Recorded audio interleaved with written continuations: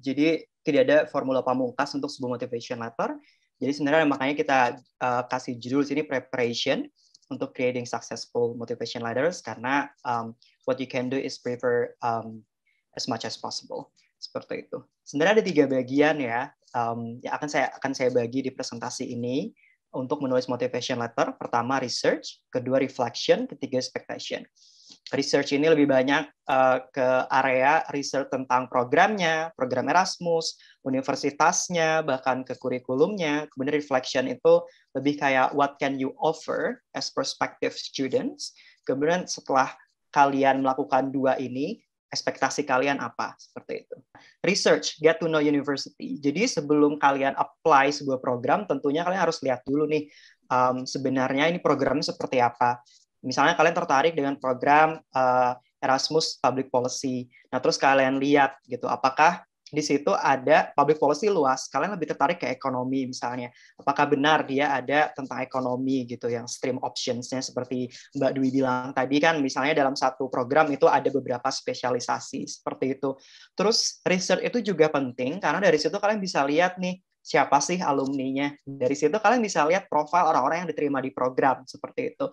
Mereka tadinya background-nya apa sebelum mereka dapat program tersebut, terus setelah itu mereka kerja di mana gitu, apakah align dengan tujuan kalian untuk daftar program tersebut.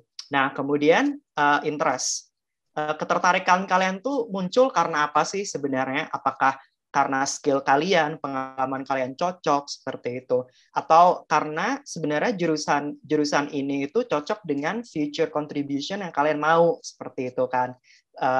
Karena dengan program ini nanti kalian bisa lebih elevate your career path, misalnya kayak gitu. Terus bisa juga karena berhubungan dengan S1 kalian, seperti itu. Nah, atau juga kalian tertarik karena universitasnya nih, karena kalian pengen hidup misalnya di Eropa, negara tertentu, misalnya Belanda atau Jerman, sehingga kalian ingin program ini. Jadi identify ketertarikan kalian tuh di mana, make a list dari situ, kemudian kita selanjutnya ke motivation. Motivation ini juga what you have to do, make a list gitu. Nah, motivation letter yang bagus adalah motivation letter yang kalian personalize. Kalau kalian daftar 3 program, karena maksimal Erasmus itu boleh daftar 3 program, jadi kalian harus personalize each motivation letter buat program. Jangan kalian daur ulang ininya ya, motivation letter. Jadi ketika kalian daftar satu program, kalian harus benar-benar membuat motivation letter untuk program itu. Banyak hal yang bisa kalian gali, misalnya dari sisi akademiknya, karena kalian ingin belajar keilmuan tertentu, atau theoretical framework yang mau kalian pelajari itu relevan dengan passion kalian, misalnya karena kalian misalnya volunteer di beach cleanup, jadi kalian pengen mengambil master yang berhubungan dengan marine atau dengan circular economy, seperti itu ya. Atau juga bisa dari life story kalian nih, karena kalian tumbuh di daerah pantai, seperti itu, kalian melihat bahwa banyak sampah plastik di sana. Ini saya menghubungkan banget dengan sesi sebelumnya ya. Jadi misalnya seperti itu, terus kalian merasa bahwa saya ingin mengambil master di bidang circular economy, seperti itu. Nah, terus yang selanjutnya juga dalam hal karir. Jadi kayak kenapa sekarang kayak gitu? Kalian udah kerja 3 tahun, kalian baru kerja 1 tahun, atau kalian sudah kerja 8 tahun. Kenapa sekarang sih gitu? Why now gitu? Why at the current stage of your career? Nah, ini juga yang bisa membuat kalian menggali alasan kenapa kalian ingin mendaftar program tersebut. Misalnya kalian bisa bilang bahwa saya sudah mempunyai ilmu yang cukup, saya sudah identify the gap di lapangan, kayak gitu. Jadi saya sekarang ingin mempunyai theoretical framework yang bisa menjawab masalah itu karena saya tidak punya, seperti itu. Lalu karir perspektif juga bisa, misalnya mungkin kalian changing career gitu ya, S1-nya setelah kerja di bidang yang berbeda dengan S2 yang mau kalian tuju, boleh banget. Jadi kalian jelaskan gitu sebenarnya kenapa kalian mengambil jurusan ini untuk changing career, atau mungkin bisa career kalian lebih bisa di elevate setelah mendapatkan program ini, kayak gitu. Nah, growth opportunities juga bisa seperti itu dengan mengambil program ini, misalnya kalian merasa bahwa kalian akan dibekali dengan banyak hal seperti itu. Jadi skills secara akademik, research skill misalnya kalian ingin jadi researcher setelah lulus, atau interpersonal skills karena kalian bergaul dengan orang dari berbagai macam karakter dan juga dari berbagai belahan dunia seperti itu. Bisa, dan yang terakhir kalian juga bisa memasukkan state of the world or country. Misalnya di Indonesia sekarang in dire need of these specific skills, that's why saya mau ke arah situ kayak gitu, bahwa kalian udah identify the gap kayak gitu. Dan motivation letter yang bagus itu kalian bisa connecting the dots antara past, present, and future. Jadi kalian udah ngapain aja di masa lalu, itu yang istilahnya kayak connecting and bridging why you do what you do in the present. Kemudian in the future kalian mau ngapain kayak gitu. Doesn't matter kalau itu nggak linear. Misalnya kalian S1-nya apa, pas bekerja kalian realize bahwa saya lebih suka ini yang tidak berhubungan dengan S1. Jangan takut, itu banyak banget kayak gitu. Yang penting kalian bisa jelaskan di motivation letter-nya. Kemudian yang terakhir itu ada expectation kayak gitu. Nah, expectation ini apa sih gitu? Expectation ini adalah setelah kalian melakukan research dan reflection, lalu kalian bisa menjawab sebenarnya benar nggak sih program ini tuh cocok buat saya. Jadi kalau saya masuk program ini, saya akan benar di-develop nggak skill saya seperti itu. Terus kurikulumnya yang sudah saya riset, apakah benar itu kompatibel dengan skill yang saya cari. Jadi kalau kalian sudah riset dan reflect, kalian akan mendapatkan banyak sekali jawaban-jawaban, bahan-bahan untuk menyusun motivation letter kalian. Jadi kalian di situ bisa melihat bahwa kurikulum ini ternyata sangat berhubungan dengan skill yang saya cari di bidang ini, atau ini requirement untuk saya berkarir di sini.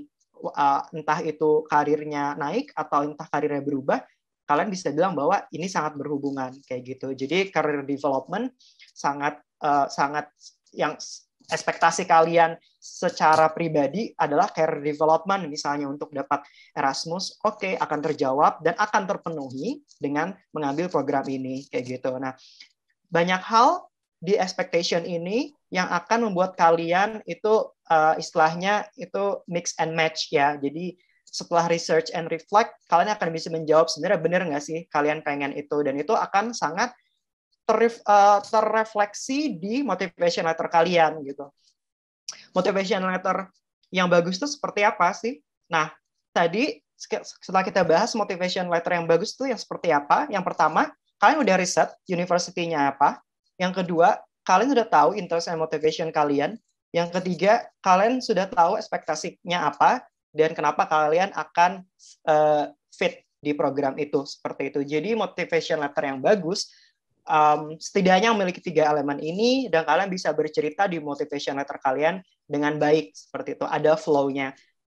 Saya selalu bilang kalau menyusun motivation letter, jangan jadikan prestasi sebagai main idea, tapi sebagai supporting main points. Misalnya kalian bekerja di bidang public policy seperti itu, kenapa kalian tertarik, kalian ceritakan, kalian sudah engage high level stakeholders dan lain-lain, kemudian baru di akhir to show bahwa kalian benar-benar tertarik dan bahwa kalian benar-benar mendalami ini, kalian sudah misalnya di akhirnya bernegosiasi atau mendukung policy changes di government, misalnya seperti itu. Jadi usahakan itu menjadi sebuah cerita, dan setidaknya 3 poin yang di sini itu bisa membuat kalian mencari bahan, karena kebanyakan untuk menulis motivation letter, teman-teman itu mental block ya, writer's block gitu, kayak nggak tahu nih harus mulai dari mana, seperti itu. Nah, kalian bisa mengambil 3 tadi, research, reflect, expectation. Jadi dari situ kalian bisa memulai untuk mencari tahu siapa kalian, apakah universitas ini tepat untuk saya, lalu apakah keinginan saya ketika saya berkuliah akan terpenuhi dengan program ini. Jangan-jangan saya hanya ingin mendapatkan beasiswa saja gitu, tapi saya tidak tahu saya mau jadi apa nih, seperti itu. Nah, itu yang harus kalian jawab di program ini, karena panel review-nya mereka bisa lihat seperti itu. Jadi usahakan benar-benar menjawab semuanya dan make it a good story. Menurut saya ada delicate balance antara being serious, being academic, dan juga apa ya, have a good storytelling flow gitu di apa namanya, di motivation letter kalian, terutama untuk program-program yang kalian rasa wah ini alumninya kompetitif nih, profilnya, berarti kalian harus bekerja lebih seperti itu. So that's all from me. Thank you. Tapi di sini ada satu pertanyaan cukup menarik mengenai motivation letter. Apakah kontribusi yang harus disampaikan di dalam motivation letter itu hanya terkhususkan untuk kontribusi kepada Indonesia, ataukah bisa kontribusi kepada hal lain? Misalnya saya ingin berkontribusi terhadap pendidikan atau terhadap hal-hal tertentu, misalnya di negara seperti Finlandia atau Denmark. Bagaimana? Bisa mungkin Mbak Kaprita bisa bantu untuk jawab? Halo, maaf baru kembali dari breakout room. Mbak Livi tadi pertanyaannya tentang ini ya, tentang kontribusi ya? Iya, kontribusi itu harus untuk Indonesia aja nggak sih, atau bisa ke tempat lain? Oh gitu. Sebenarnya salah satu yang aku sukai dari beasiswa Erasmus ini adalah mereka tidak, kalau dibandingkan dengan beasiswa lain, mereka tidak memiliki istilahnya batasan bahwa kita harus kembali ke Indonesia dan berkontribusi spesifik ke Indonesia gitu. Jadi kalau berdasarkan filosofi itu, menurut aku kita bisa nih angkat juga istilahnya niatan, harapan, kontribusi kita ke negara-negara lain juga. Tapi salah satu yang perlu diingat juga adalah bahwa ketika dalam program Erasmusnya sendiri ini, mereka mengharapkan tuh kita dari Indonesia tuh bisa bring something to the table gitu. Jadi bisa juga diangkat konteks-konteks Indonesia tuh seperti apa, kenapa teman-teman sebagai kandidat itu istilahnya bisa again bringing something to the table ke dalam diskusi si program studi itu gitu ya. Tapi kemudian kalau harapannya bisa berkontribusi ke dunia gitu, nggak sebatas Indonesia, itu juga lebih bagus lagi gitu sih menurut aku. Jadi nggak perlu dibatasin ke ranah Indonesia juga nggak apa-apa gitu, Mbak Livi. Makasih Kak Prita, berarti sudah menjawab ya untuk yang bertanya mengenai kontribusinya boleh sejauh apa. So as long as you want to achieve something for yourself or maybe for the greater good, I think that will be fine. Selanjutnya, ini ada juga pertanyaan, mungkin bisa dijawab baik untuk Hanif atau Kaprita lagi, dari Rizky Novi Ashazab, untuk menjelaskan, perlukah menjelaskan planning research untuk thesis dalam motivation letter atau cukup menjelaskan future career plan? Silahkan, siapa yang mau duluan menjawab? Oke. Ya, mungkin kayak relevan juga sama yang tadi ya, terkait kontribusi juga gitu. Menurut saya sih, yang harus kalian tulis sebenarnya lebih banyak ke yang relevan dengan yang kalian bisa jangkau sekarang, seperti itu. Menurut saya nggak harus muluk-muluk berkontribusi. Misalnya seperti yang Prita bilang, ke Indonesia itu juga udah bagus karena relevansi dengan kalian gitu. Apa sih yang udah kalian lakukan? Kayak semua orang juga bisa bilang saya yang berkontribusi terhadap perdamaian dunia, but how gitu kan? Sesimpel kalian misalnya berkontribusi terhadap kampung halaman kalian juga seperti yang Mas Dika bilang, menurut saya itu lebih relevan kalau kalian memang punya emotional attachment atau professional attachment di area situ gitu. Nah, menjawab dari spesifik research plan, kalian bisa cantumkan kalau misalnya jurusannya memang itu research heavy seperti itu, nggak apa-apa. Dan kalau kalian memang ternyata kalian bekerja di bidang bekerja sebagai researcher dan kalian merasa bahwa kekuatan kalian di situ, ya sampaikan saja di motivation letter seperti itu. Tapi kalau misalnya kalian lebih ke practitioner, lebih ke professional oriented gitu, nggak perlu gitu. Menurut saya harus ada common sense di mana kalian bisa memilih mana yang bisa meng-highlight kalian as an individual, mana yang menurut kalian ini nggak bisa meng-highlight. Karena menurut saya, motivation letter yang bagus itu yang compact. Saya selalu, kalau teman saya nanya, saya selalu bilang maksimal 1,5 halaman lah gitu. Karena orang-orang juga banyak yang di-review gitu. Tentu mereka akan berusaha profesional membaca semuanya, tapi kan kita pengen mereka tertarik dengan cerita kalian seperti itu. Kalau kalian misalnya 3 halaman tapi isinya kemana-mana tidak compact, ya menurut saya lebih baik 1 halaman tapi bagus.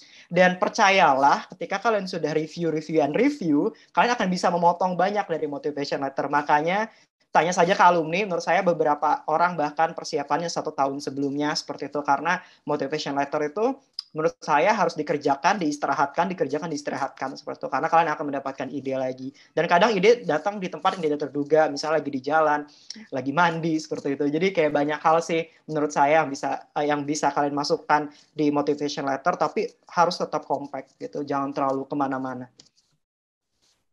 Oke, thank you Hanif, dan semoga bisa menjawab ya pertanyaannya. Sebentar, ini. Baiklah, saya akan pindah ke pertanyaan yang sedikit lebih teknis. Ada salah satu dokumen dari Wardiat Yusuf, ada salah satu dokumen yang harus diupload untuk proses pendaftaran IMGMD PHID. Adalah course description syllabus atau description of courses. Pertanyaan saya, jika saat ini sudah menyelesaikan S2 dan ingin apply beasiswa Erasmus+, apakah saya harus juga mengupload dokumen course description syllabus atau description of courses yang S2 juga, atau cukup yang S1 saja? Mungkin Kak Prita bisa bantu jawab.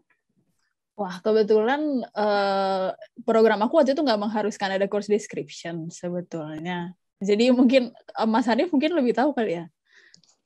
Course description, kalau kalian, maksudnya Erasmus kan tidak ada batasan ya, harus S1 atau S2 gitu. Kalau kalian ngerasa S2 kalian bisa membantu aplikasi kalian, ya masukkan aja gitu. Tapi kalau kalian ngerasa kayak, oh saya nggak mau masukkan S2 saya, S1 aja, ya silakan gitu.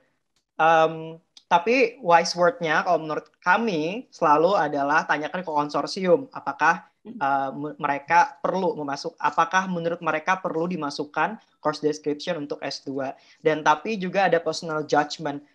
Kalian ngerasa S2 kalian akan ngebantu profil kalian untuk noticeable atau enggak. Menurut saya di situ juga yang harus kayak kalian makanya reflect deh. Makanya saya bilang ada proses research and reflecting. Apakah memasukkan elemen S2 kalian akan membantu kalian untuk menjadi competitive candidate atau enggak gitu. I think as simple as that sih sebenarnya, back to yourself. Tapi kalau mau ditanya ke konsorsiumnya juga nggak apa-apa, tanya aja. Setuju. Oke. Terima kasih Hanif, terima kasih Kak Prita. Nah ini ada pertanyaan lagi dari Lorencia Brahmana. Kalau ini terkait dengan mungkin changing career ya. Kalau misalnya career path kita sering gonta-ganti kantor dan selalu berbeda-beda bidang, itu bagaimana ya? Maksudnya bagaimana cara membuat motivation letternya? Mungkin aku bisa bantu jawab juga, karena kebetulan dulu aku juga dari S1 ke S2 pindah bidang gitu dan main loncat-loncat. Tapi pada intinya adalah yang paling penting adalah storyline, istilahnya storyline hidup gitu kali ya. Kalau misalnya memang ada satu cerita besar yang memang pengen teman-teman bangun dari berpindah-pindah karir itu, atau misalnya mungkin pengen coba hal yang baru, kemudian tertarik dengan bidang yang sekarang mau di-apply untuk Erasmus, itu boleh banget di-highlight. Karena kalau menurut aku pribadi, rekan-rekan dari Erasmus mungkin nggak begitu melihat dari sisi teknis kenapa anak ini berpindah-pindah gitu ya, tapi lebih kepada kayak kenapa berpindah-pindah, apa tujuan besarnya, kenapa apply, dan apakah program ini akan membantu teman-teman dalam berkarir atau berkontribusi berikutnya gitu. Jadi lebih kepada gimana sih bangun storyline yang meyakinkan bahwa kita adalah a good and fit candidate gitu sih kalau menurut aku. Saya setuju dengan Mbak Prita bahwa lagi-lagi kalian tuh pindah-pindah tuh pasti ada story-nya gitu kan. Nggak mungkin dari accounting ke engineer gitu kan. Nggak mungkin. Jadi pasti akan ada storyline-nya, narasi apa yang mau kalian bangun seperti itu. Jadi temukan itu. Makanya ada proses, again, reflection. Coba cari gitu. Apa cerita kalian? Pasti akan dapat. Kalau kalian mencurahkan waktu untuk reflecting about who you are gitu. Oke. Semoga menjawab ya untuk pertanyaannya. Thank you Kak Hanif. Dan ini pertanyaan terakhir sebelum kita masuk ke Kahoot atau quiz session. Ini cukup banyak yang menanyakan mengenai apa sih yang harus di-highlight di dalam motivation letter. Itu salah satunya adalah prestasi. Banyak yang bertanya seberapa besar prestasi yang harus yang bisa yang ingin dimasukkan. Apakah harus yang tingkat nasional atau internasional, atau boleh sesuatu yang mungkin small, personally rewarding. Atau ada juga yang tanya, sebenarnya prestasi non-akademik tuh boleh nggak sih untuk dicantumin, misalnya memenangkan kompetisi bidang arts, music, culture, itu bisa jadi poin plus atau enggak? Mungkin bisa Kak Prita atau Kak Hanif boleh bantu jawab. Mungkin aku dulu ya Mas Hanif, nanti Mas Hanif bisa tambahin. Kalau sepanjang itu relevan dengan programnya, mau itu non-akademik, mau itu akademik, ataupun misalnya prestasinya tidak besar gitu ya, tidak prestigious, itu juga bisa dimasukin menurut aku. Kembali lagi ke bagaimana kita istilahnya menjual diri atau membangun storyline-nya gitu. Mungkin baiknya adalah pertama diawali dulu dengan konteks prestasinya. Konteksnya dalam artian misalnya ya kita juara apa gitu, kita bisa ceritain dulu nih seberapa kompetitifnya, atau misalnya as simple as problem yang kita hadapi di kantor atau problem yang kita hadapi di bidang akademik gitu ya. Kemudian gimana cara kita memecahkannya dan kenapa itu relevan gitu dengan programnya. Jadi balik lagi nggak harus prestigious, tapi gimana to build a storyline yang relevan dan bantu angkat profil kita sih gitu. Ya, saya setuju principally dengan Prita. Prestasi itu akan menjadi berarti di motivation letter kalau kalian menjelaskan what does it mean to you instead of cuman achievement dropping. Saya menang ini, saya menang ini, saya menang ini, terus kayak what gitu kan, kayak terus kenapa kayak gitu. Menurut saya nggak tahu ya, saya pribadi kalau saya di panel review, saya akan lebih menghargai orang yang bilang bahwa achievement dia misalnya saya kerja misalnya jadi pramusaji sambil kuliah karena saya adalah tulang punggung keluarga, dan dia jelaskan bagaimana dia berhasil lulus kuliah despite all the obstacles gitu kan. Nah, menurut saya that would be an achievement. Saya pribadi akan lebih appreciate orang yang kayak gitu. Dia bisa bilang bahwa all the odds against me. Harusnya saya drop out of school dari SMA misalnya. Saya harusnya tidak berada di sini gitu. Tapi saya berusaha gitu. Achievement saya adalah saya bisa menjadi tulang punggung keluarga dan saya bisa bersekolah. Misalnya kayak gitu. Dibanding orang kayak saya menang lomba internasional, so accept me gitu kan. Misalnya kayak so what gitu. Jadi menurut saya lebih dibangun what does it mean to you kayak gitu. Lebih banyak ke arah situ. Makanya saya bilang motivation letter itu delicate balance antara kalian promoting yourself, tapi ada juga storytelling gitu. Jadi jangan jatuhnya nanti kalian kayak arogan, kayak I'm entitled to do this, I'm entitled to get the scholarship kayak gitu. Karena tadi ada pertanyaan, apakah orang yang misalnya udah exchange Erasmus akan dapat S2?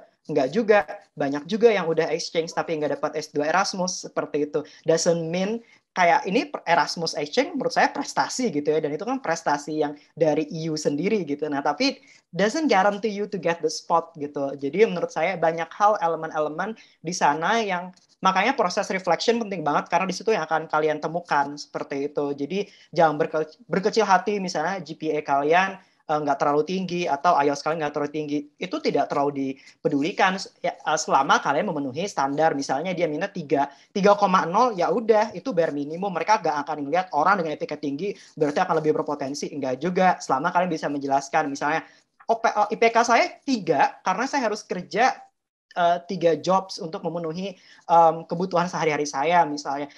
Saya sih akan lebih appreciate orang yang kayak gitu daripada bilang saya 3,8, hey accept me gitu kan. Kayak makanya Mbak Prita bilang kan storyline gitu, how you build it. Motivation letter nggak cuma achievement dropping kayak you guys are amazing individual, no. Makanya saya bilang itu supporting aja achievement, what have you done, ini buktinya kayak gitu. Jangan menjadikan itu kayak main idea saya berprestasi makanya saya deserve Erasmus.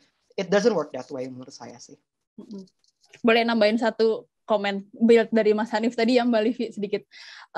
Kalau misalnya memang mau achievement dropping, mungkin itu bisa dilakukan di CV ya. Kalau misalnya menurut teman-teman, again, apakah itu relevan? Jadi jangan kayak, wow, arogan sekali gitu kalau kata Mas Hanif. Yes, it's a balance between selling yourself and storytelling gitu ya. Nah, kalau dulu yang diajarin sama mentor aku itu penting banget ada bahwa motivation letter ini dengan CV dan dengan recommendation itu tuh kayak puzzle gitu. Jadi jangan semua diulang-ulang, tapi motivation letter itu adalah tempat di mana kita bisa cerita lagi, balik lagi tadi ke Mas Hanif. Kalau misalnya ada cerita tentang saya dulu adalah pramusaji, kemudian saya sambil kuliah segala macam, itu motivation letter tuh is the place for you to tell that. Karena disitulah tempatnya kamu bisa cerita istilahnya jual diri dalam storyline itu gitu. Kalau nah ini harus dilengkapi sama CV dan recommendation letter nih. Recommendation letter ini cerita dari orang lain tentang kamu gitu. Jadi semuanya harus fit into pieces dan jangan berulang-ulang gitu sih. So, sangat insightful. Aku sampai bengong-bengong sendiri dengarnya karena memang proses menulis motivation letter ini it's not about just like gede-gedean, tapi seperti itu grounding ya. Jadi gimana balik ke merefleksikan ke diri sendiri gitu. Jadi cerminan diri kita tuh ada di situ sebenarnya. Jadi terima kasih teman-teman yang sudah mau memberikan pertanyaan. Sesi ini mohon maaf sekali harus kami tutup.